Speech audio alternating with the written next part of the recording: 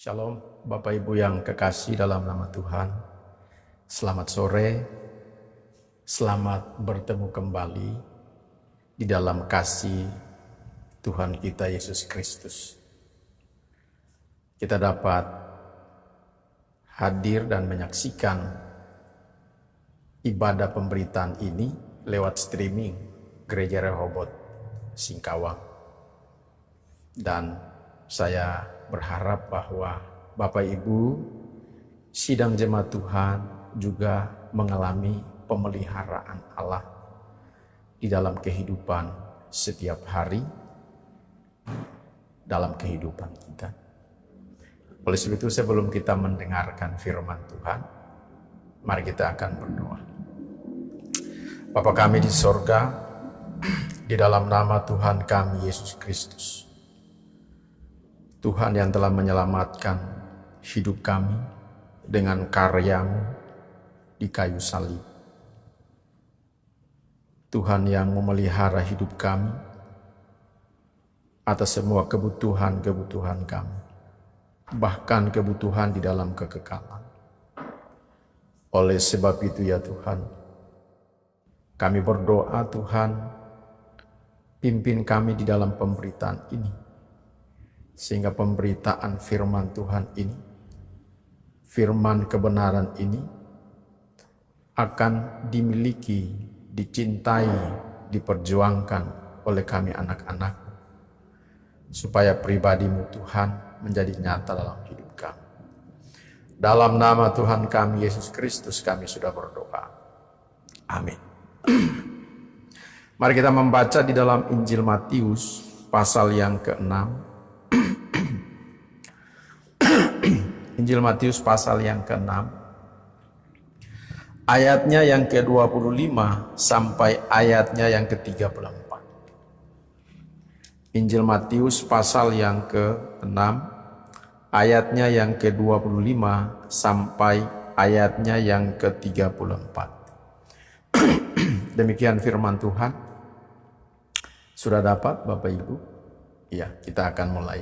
Saya akan membacakannya dan sidang jemaat akan menyimak.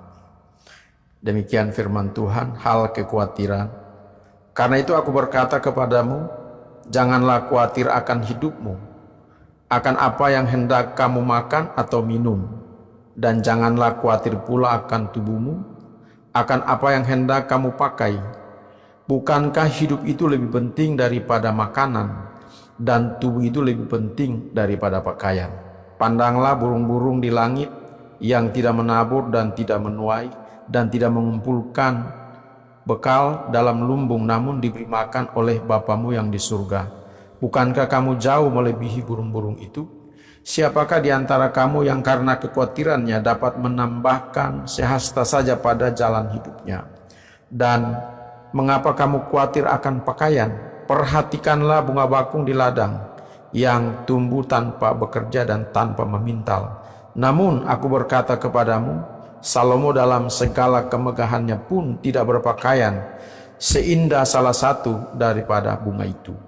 Jadi jika demikian Allah mendandani rumput di ladang, yang hari ini ada dan besok dibuang ke dalam api, tidakkah Ia akan terlebih lagi mendandani kamu, hai orang yang kurang percaya? Ayat 31. Sebab itu janganlah kamu khawatir dan berkata, apakah yang akan kami makan, apakah yang akan kami minum, apakah yang akan kami pakai. Semua itu dicari bangsa-bangsa yang tidak mengenal Allah. Akan tetapi Bapamu yang di sorga tahu bahwa kamu memerlukan semuanya itu.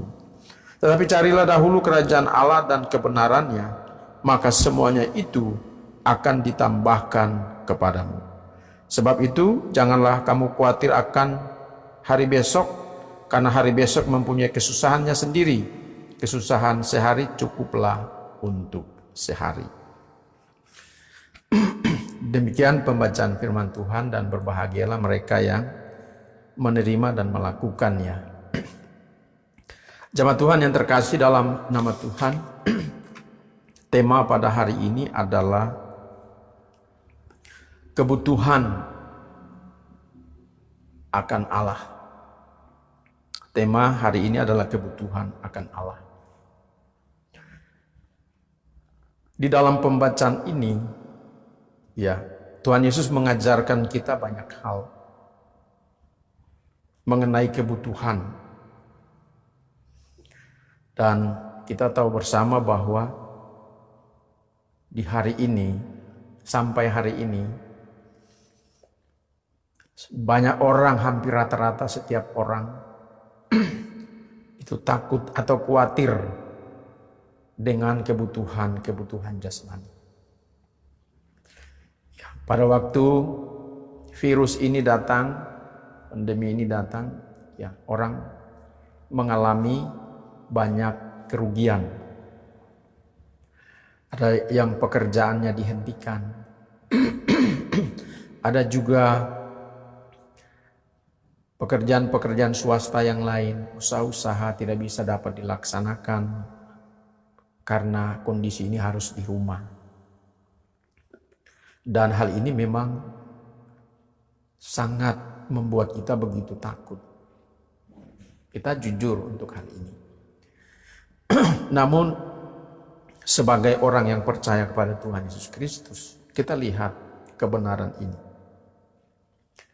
Bahwa Tuhan Yesus mengajarkan kita bahwa kebutuhan jasmani ini kebutuhan yang memang Tuhan sediakan. Kita harus percaya bahwa Tuhan memelihara hidup kita. Di dalam kondisi seperti ini kita harus percaya, teguhkan sikap hati kita itu. Kita percaya bahwa Tuhan Yesus Dia memelihara kita.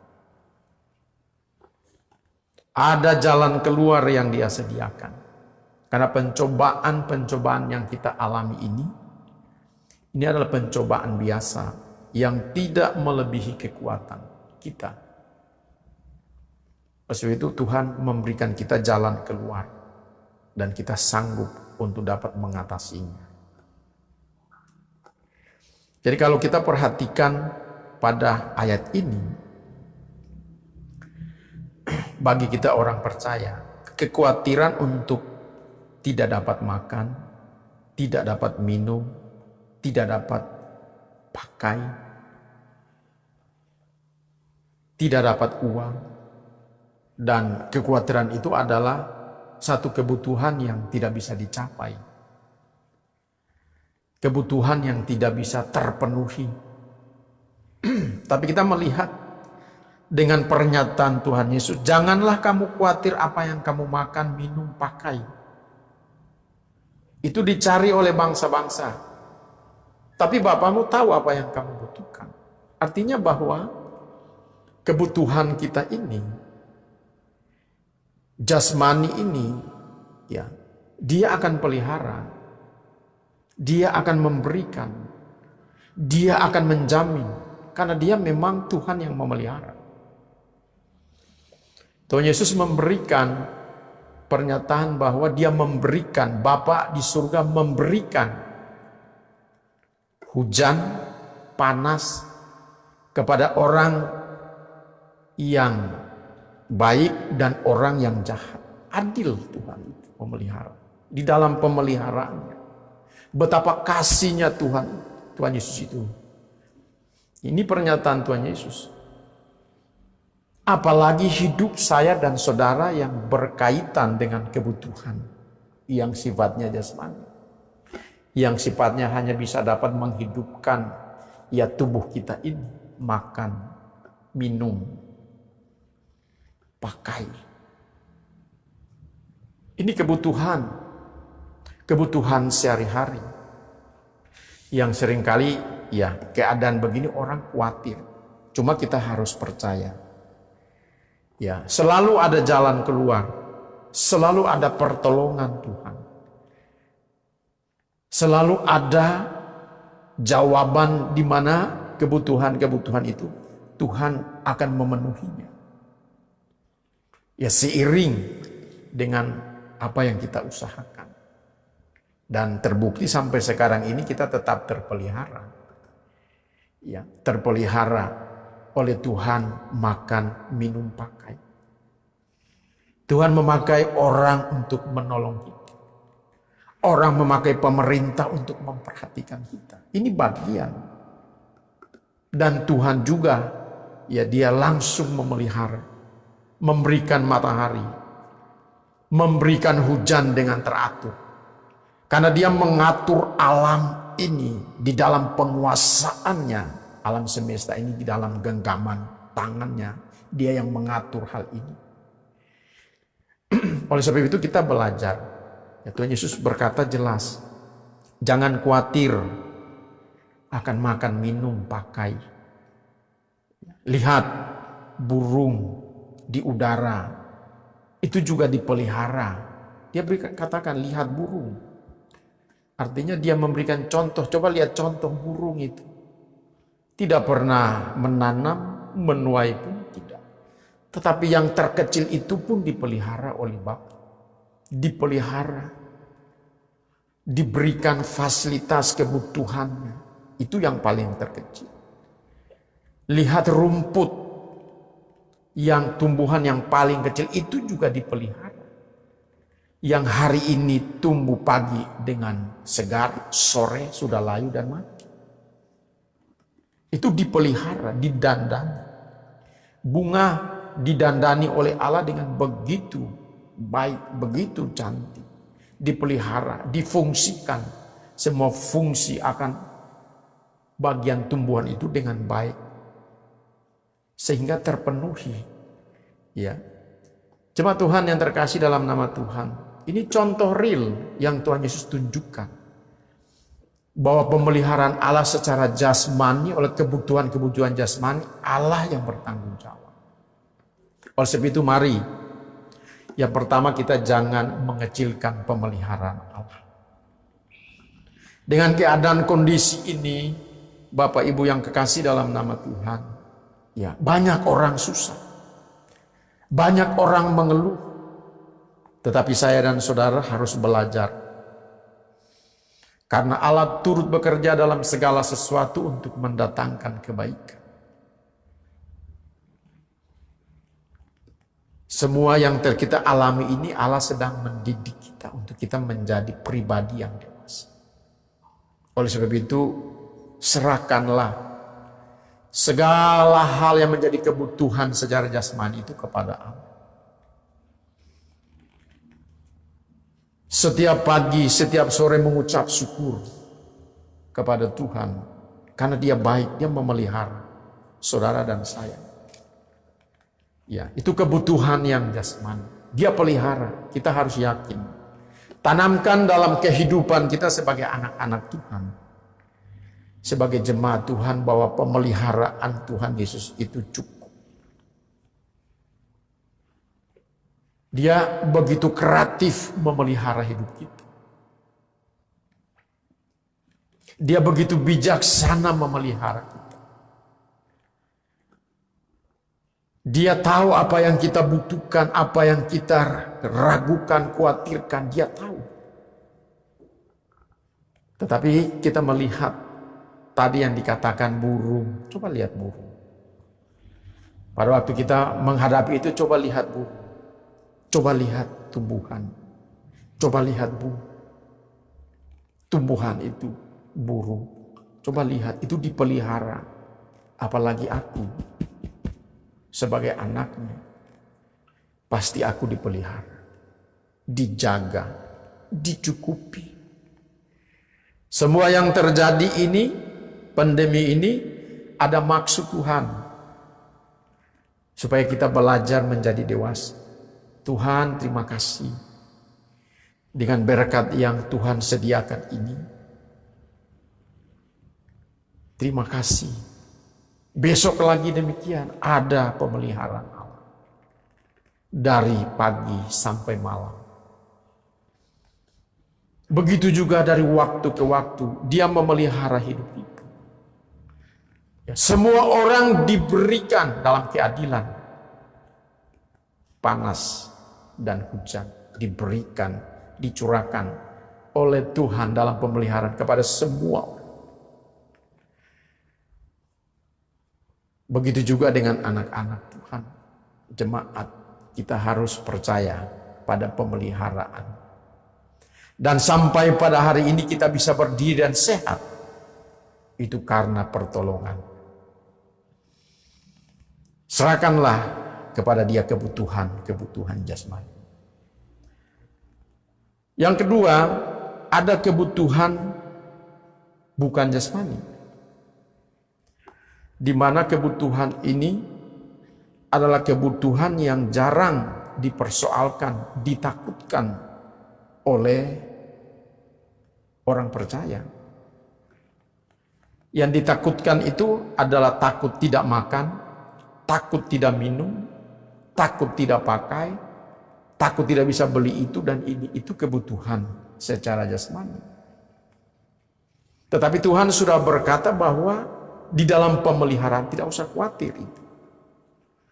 Itu kebutuhan-kebutuhan yang sudah Tuhan siapkan. Yang penting bagaimana kita merespon. Namun ada kebutuhan yang tidak pernah dipersoalkan oleh tiap orang, yaitu kebutuhan akan Allah. Tadi Tuhan memberikan jaminan kepada kebutuhan-kebutuhan manusia.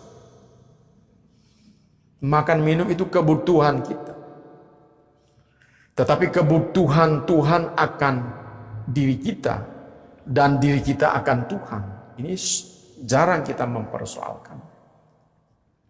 Makanya dia berkata di dalam ayat yang ke-31, ayat yang ke-32, ayat yang ke-33. Sini. Janganlah kamu khawatir akan makan, minum, pakai. Itu dicari orang-orang. Tetapi Bapamu tahu apa yang kamu butuhkan. Tetapi ada penekanan di sini. Tetapi carilah dahulu kerajaan Allah dan kebenarannya. Bukan makan minum itu bukan hal-hal yang paling utama dan terutama. Itu tambahan kata-kata ini. Kata-kata Tuhan Yesus. Tetapi yang terutama adalah carilah dahulu kerajaan Allah dan kebenarannya. Semuanya itu akan ditambah. Ya, penekanan ini carilah, tetapi carilah dahulu.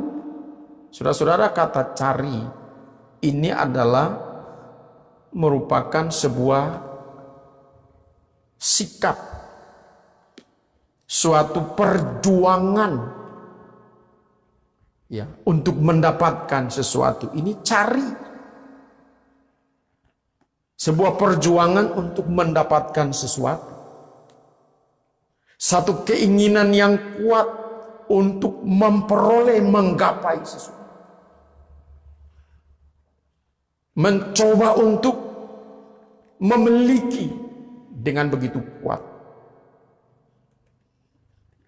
Jadi ini mencari, memperjuangkan, berjuang untuk memperoleh sesuatu. Ini kata mencari. Kemudian mencari, carilah dahulu kerajaan Allah.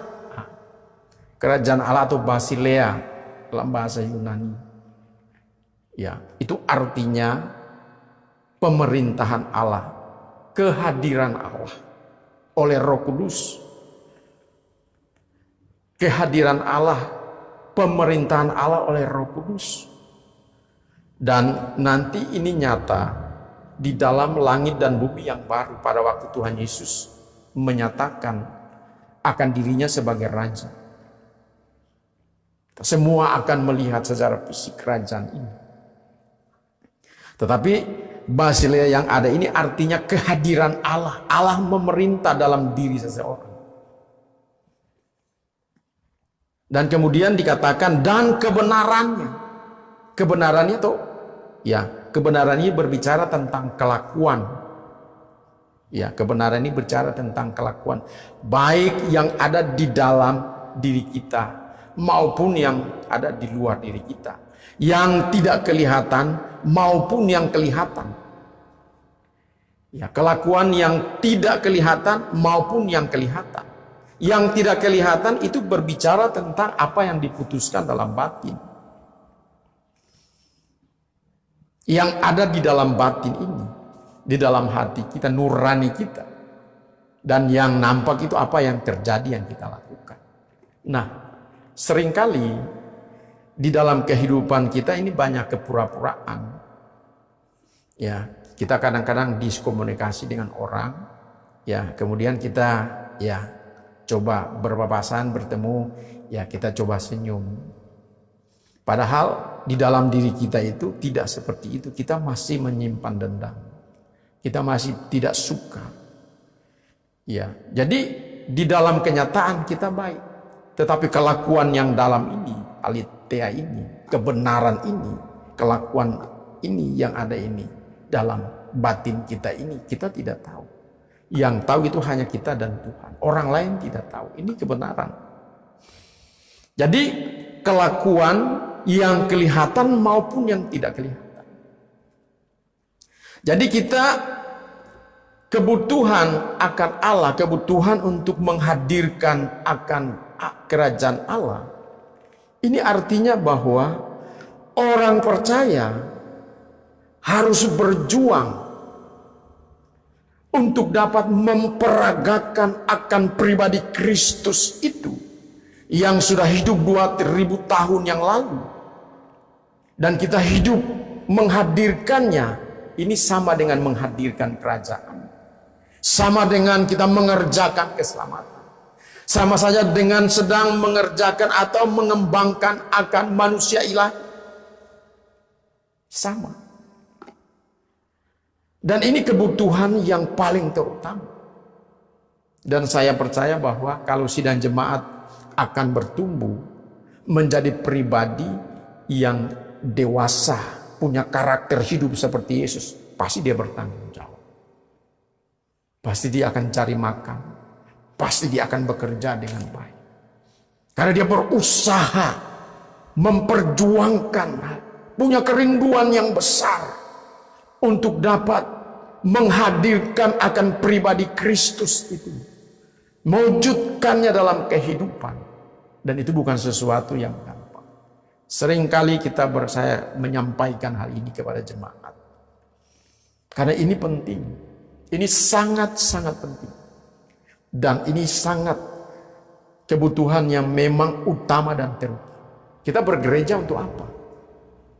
Hanya nyanyi-nyanyi, kasih persembahan, ya kasih perpuluhan, ya orang supaya kita lihat orang kita sudah beribadah, sudah selesai. Tidak seperti itu kekristenan yang murni. Memperagakan pribadi Kristus dalam kehidupan sehari-hari. Ini menghadirkan akan kerajaan. Menghadirkan kebenaran. Jadi kelakuan hidup kita harus seperti Kristus. Kelakuan Kristus yang ditampilkan 2000 tahun yang lalu. Ini harus kita tampilkan. Dan apa yang nyata di dalam kelakuan dari dalam batin sama dengan diperagakan di luar, ya, yang bisa dilihat oleh orang lain. Jadi menghadirkan kerajaan Allah itu bagaimana kita memperjuangkan. Memperjuangkannya bagaimana tiap hari. Minggu yang lalu saya sudah sampaikan. Kehidupan kita dengan Tuhan Yesus, dengan Roh Kudus ini setiap hari. Kita harus mempersoalkan perkenanan hidup kita dengan Tuhan. Setiap detik. Selalu keputusan itu kita buat dalam batin ini. Dan seringkali keputusan itu menyakitkan perasaan Tuhan tanpa kita sadar. Tetapi kalau kita sudah memiliki akan kepekaan, hati nurani itu kita asah dengan kebenaran, dia akan peka.